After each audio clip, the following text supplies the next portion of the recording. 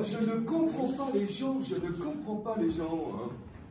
On est là, on est là, mettons, comme ça, et puis bon, tout se passe bien, il y a des, bon, un certain nombre de, et puis on se dit, bah tiens, finalement tout se passe bien, bon, pourquoi pas, et puis au bout d'un moment on se dit, quand même, tiens, peut-être que, puis non, finalement le truc ne dure pas, alors on se dit, bah à ce moment-là, ce que je vais faire, c'est que je vais rester. Et puis tout d'un coup, quelqu'un vous dit, est-ce que tu pourrais pas? Bah non, je peux pas, ça se voit. Hein, alors pourquoi à ce moment-là, est-ce que les gens insistent? Moi j'en sais rien, je lui dis, mais pourquoi tu... Bah j'en sais rien. Hein.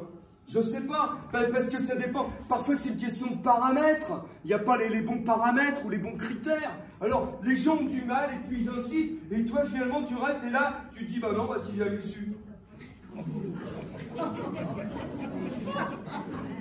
Ah non, moi je ne comprends pas les gens. Hein. Même quand ils parlent, je comprends de moins en moins. J'ai l'impression que les gens n'ont plus le temps de prononcer toutes les lettres.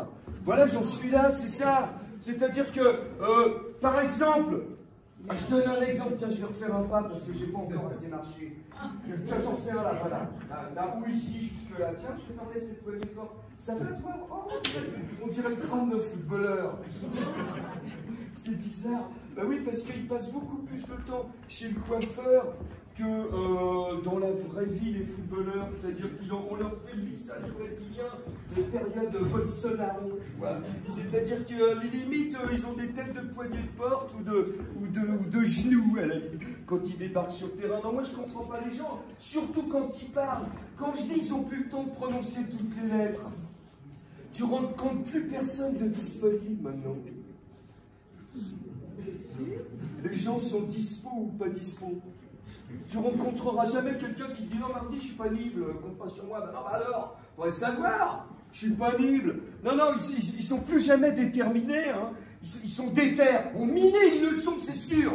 Ils sont minés, mais ils sont déter. Et tu n'as plus jamais de catastrophe, maintenant c'est la cata ou rien du tout. La strophe, je sais pas, je n'ai pas appris la strophe, je sais pas combien il y en a. Attends, mais qu'est-ce qui se passe? Et quand c'est bien, c'est top.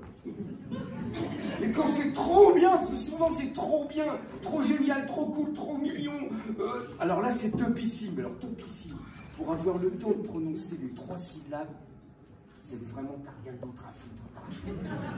Soit t'es rentier, soit t'es au chômage, c'est pas possible. Il y a un problème de temps, c'est-à-dire après les fins de mois difficiles, les fins de mots inexistantes, quoi. Ben moi je serais nible vendredi soir à 21 h. Pour mon spectacle, les abus textuels. Mais quand je dis qu'il y a un problème de liaison, de lien social, ça se sent dans le langage de plus en plus. Moi, je vais vous dire, quand je dis ça se sent dans le langage, les mots eux-mêmes ont des liaisons entre eux, les mots. Bah, ça les regarde, c'est leur vie, c'est vrai. Hein, on n'est pas là pour les juger, les mots, faut les respecter, c'est leur liaison, c'est comme ça, voilà. Hein.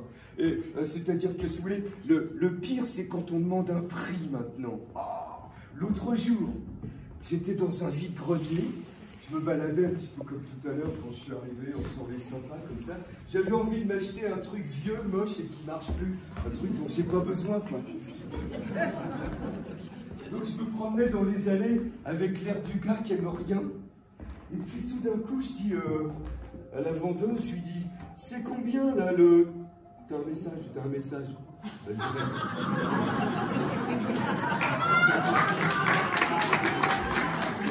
tu peux nous le dire à tout le monde, tant qu'à faire, au point où on en est. Ben oui, là, on n'est pas devant la télé, c'est en vrai. C'est en chair et en os, les gars.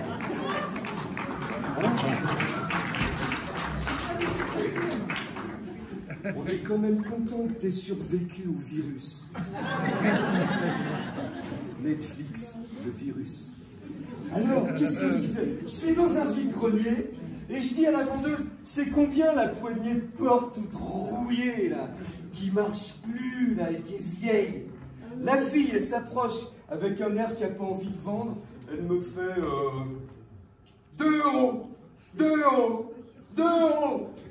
Il n'y avait plus de liaison, pas de X, le X avait disparu. De toute façon, on ne savait même pas qu'il y avait un X. De toute façon, il ne se prononçait même pas comme un X. Sinon, la fille, c'est pas qu'elle a de la bonne volonté, elle l'aurait su, elle l'aurait prononcé le X, elle aurait fait que c'est 2 euros. Bien sûr, mais bon, on n'est pas en Moldavie non plus. Hein. Alors je lui dis, bon, ça va. Alors, exprès, je lui dis, ah bon, 2 euros? Là, elle me répond, non, non, 2 euros, 2 euros. Bon, ça va, je lui dis, ça va. Alors, et le petit cure-dent, là, qui est par terre depuis des siècles, là, c'est combien, ça? C'est ce qu'elle me répond, la fille. 1 euro, 1 euro, 1 euro, 1 euro. Non, on avait une otarie en train d'érupter sur la banquise. 1 euro. Alors, je dis, ça va, bon, bah, ça va. Et alors, il y avait une vieille chaise, toute trouée, je lui dis, ça c'est combien? C'est ce qu'elle me fait. Elle me fait 10 euros, 10 euros. Là, j'avais l'impression que tout le troupeau d'otaries arrivait, avec les éléphants morts, de mer, les morses, etc. 10 euros. Je dis, mais comment ça, 10 euros? Mais on est où, là? Et quand on voit que 9 euros, alors, c'est comment qu'il faut qu'on paye qui?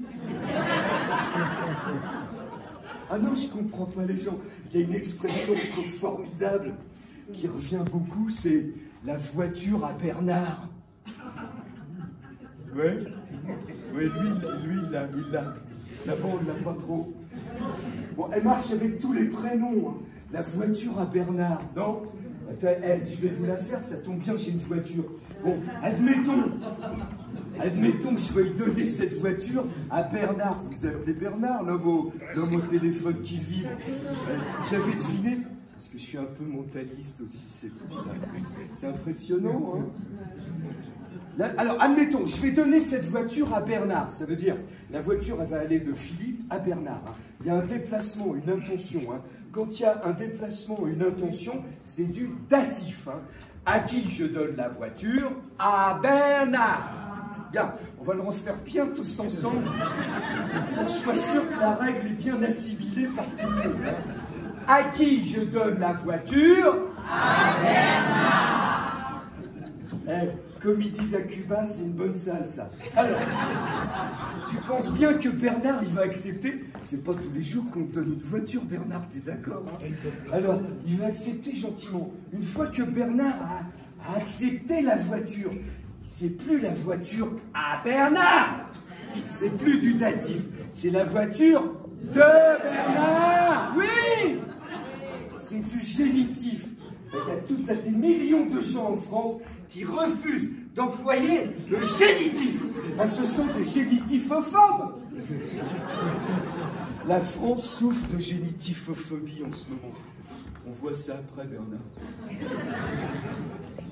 À propos de bagnoles, vous avez remarqué que dans les pubs pour bagnoles, pour nous inciter à en acheter plus, et beaucoup plus souvent qu'on ne le fait, les voitures neuves évidemment, en général, ils nous montrent une voiture qui roule seule dans une ville vide.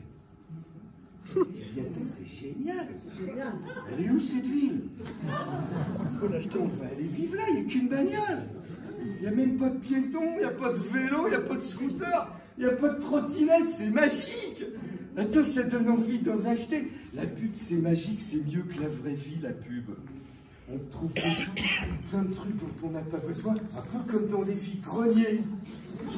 On rencontre des gens, on rencontre des banquiers qui nous aiment d'amour. Ils nous aiment d'amour, les banquiers, dans les pubs. Ils veulent nous aider. Ils vont venir nous aider à poncer la cuisine le jour où on va la refaire. Tellement ils nous aiment. C'est pas beau, ça? On peut acheter des lunettes de soleil où on voit des filles en maillot de bain passer dans les verres fumés. C'est mieux que la vraie vie, sérieux. On peut même acheter, moi je sais pas, des cornflakes au glyphosate, par exemple. Ben ouais. De toute façon, et le glyphosate, tant qu'on ne sait pas si c'est cancérigène ou cancérogène, on va attendre les dernières études, hein. On peut continuer d'en bouffer. L'inconvénient des cornflakes au glyphosate, c'est que de temps en temps, tu retrouves dans le paquet des dents d'agriculteurs lyophilisés. Mais ils ont trouvé la parade avec le succinate de déshydrogénase. C'est un nouveau fongicide. Non, les cornflakes, c'est très bon pour la croissance. La croissance. La croissance économique, les courbes de croissance, ça fait très belle courbe les avec ce glyphosate. Eh, pas la croissance des enfants, hein. Allez pas filer ça à vos mômes malheureux. Voilà. Ah non, moi je comprends pas les gens. C'est ça que je voulais vous dire ce soir.